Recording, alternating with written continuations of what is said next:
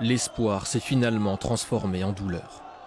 Des milliers de personnes étaient venues assister aux dernières heures de l'opération de sauvetage et apporter leur soutien à Ryan.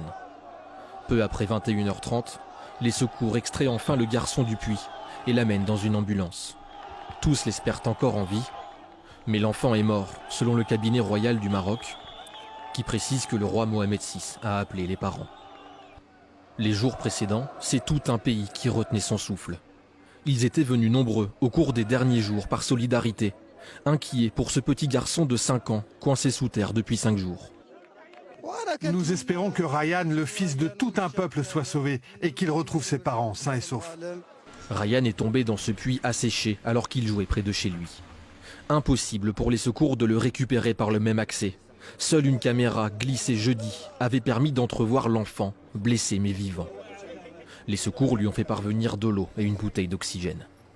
5 jours d'attente à 32 mètres de profondeur dans un trou de 45 cm de large. 5 jours pendant lesquels les secours ont déblayé pour creuser un tunnel horizontal dans l'espoir de rejoindre l'enfant. Nous espérons l'atteindre sans problème. L'opération est menée avec prudence. À l'intérieur, il y a 11 ouvriers, des techniciens.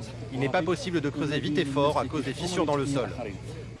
Les secours sont entrés cet après-midi dans ce tunnel, consolidé pour éviter les éboulements.